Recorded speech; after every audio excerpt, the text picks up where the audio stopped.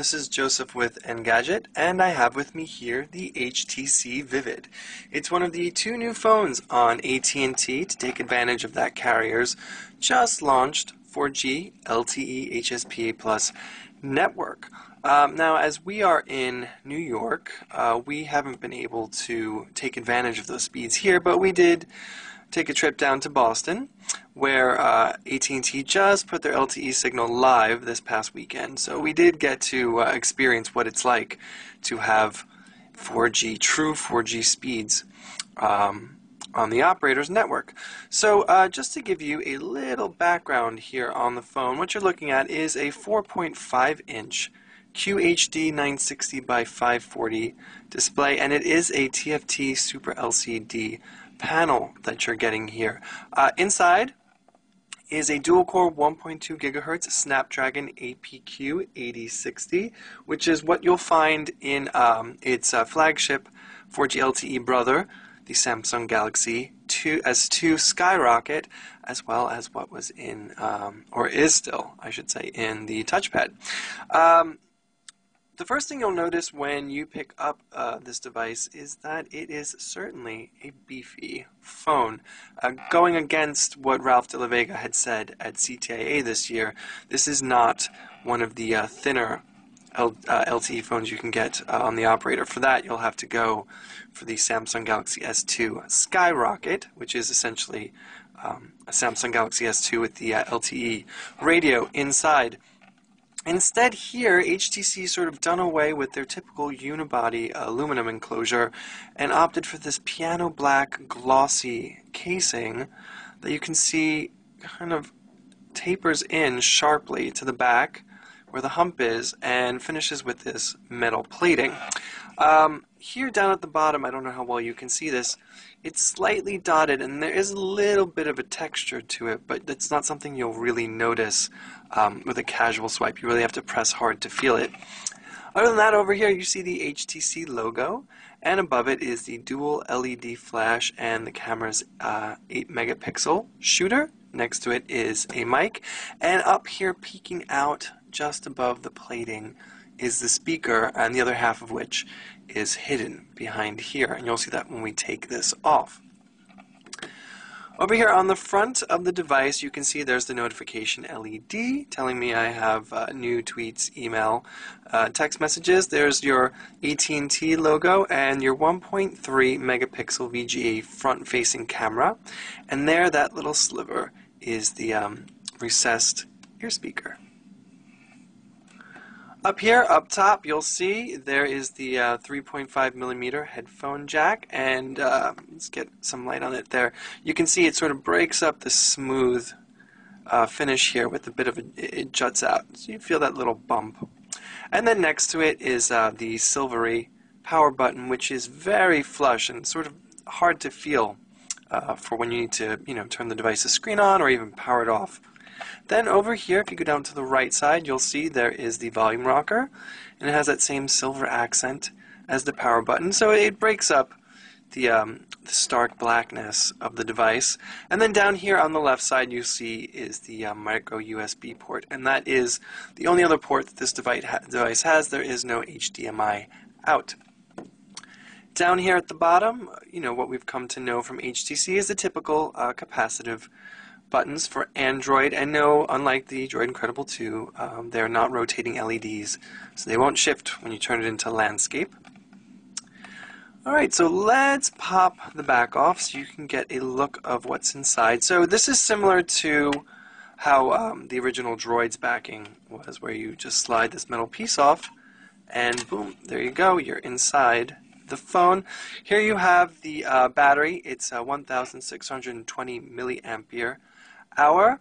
There is your SIM card, and over here is the micro SD, which is barren, but the phone does come with 16 gigabytes of storage. So, if you do need extra capacity for your video and music, you can expand this up to 32 gigabytes.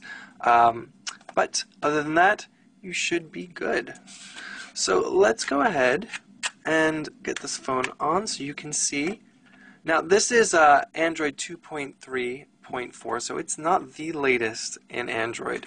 And it's running Sense 3.0, and again, not the latest for Sense either, which if you want Sense 3.5, you'll have to pick up the Rime or even the Resound, which HTC just released, also another LTE phone on Verizon. As you can see, here is the weather lock screen.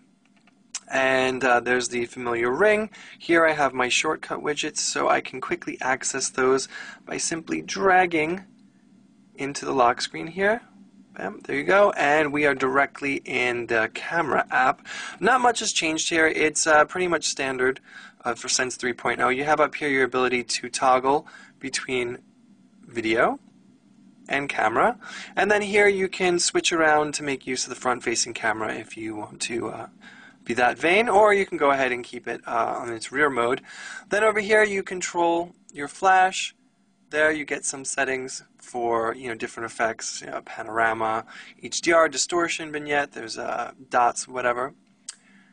And here are some of the scene modes we're becoming very accustomed to seeing on HTC phones. It doesn't give you the full array that you would get with something like the Amaze 4G or even on the HTC Resound, but you have portrait, landscape, action, macro, backlight, and then beach, snow, candlelight, and low light.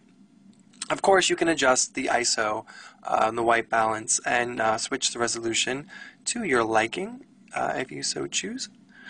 We have to say that in our time shooting with the camera, it really did display some excellent photos. The colors were absolutely astounding. A lot of that had to do with, as you can see there, some very nice Bloody Marys in the Back Bay of Boston. But colors were absolutely sharp, detailed, saturated. I mean, you can see from these images, it does a pretty good job of reproducing what your eye will see. The screen is nowhere on par with what you'd get with a Super AMOLED display, but I actually prefer that to we normally find. So here you go. We're on the home screen. You can see I customize. I get rid of the clutter.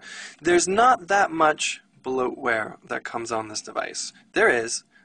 Don't get your hopes up. You will find plenty to be dissatisfied with, but it's not the typical overwhelming amount.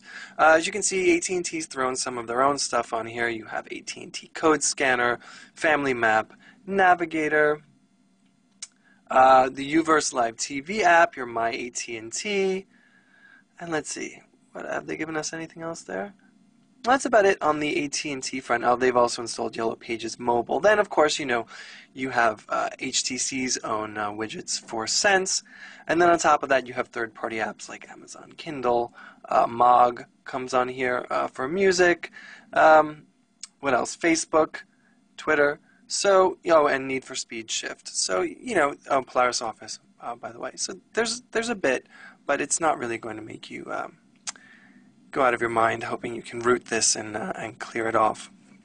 Other than that, let's give you a taste of browsing on the device here and see, oh, it's already on Engadget, so let's see if we can reload that. We've had a bit of a difficulty with loading full desktop versions of sites on the Vivid, and maybe you'll see that right now when we try and load it up. Same thing happened when we were in LTE areas as opposed to being HSPA+. Not sure what the case is here, but occasionally we've had to close out the browser and enter it again to get things to load. Other than that, when it does finally make its way through and render, they show up. Pages show up pretty quickly. You're looking at about 15 to 20 seconds for some sort of flash-heavy site. The other thing is, pinch to zoom works fantastic on the Vivid. If we can, let's see if ESPN loads. Once again, you'll probably see here that the pages won't load.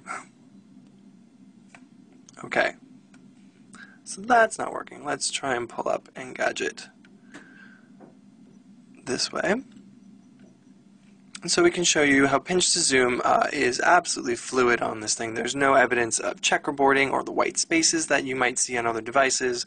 The full screen is there. It zooms in and out pretty smoothly. See, you can see here, I don't have to get to a proper page. Alright, so it seems as though the browser is not cooperating, but that's something that was noted in the review, so it's good to see it staying consistent. Other than that, you know, it's the typical sense. You have your home screens that, there you go, they carousel around. If you go fast. Of course, when you load up the phone, you know, it'll have the default skin with a bunch of apps loaded all over. I've cleared all of that off. I don't like the clutter. But here, we'll pinch it, and you can see you can navigate to whatever page you choose. And then down here is the personalize button, which will bring up, you know, your ability to switch the wallpaper. Here's the lock screen. We'll go into that. And you can see you can do the weather screen. You can make it a social lock screen, or you can have it cycle through your photo album, or just simply go with the clock. And then there are also skins and scenes that you can add. I'm using the HTC skin, but you know, there's a burgundy blue sky app, you know, all customized to your liking.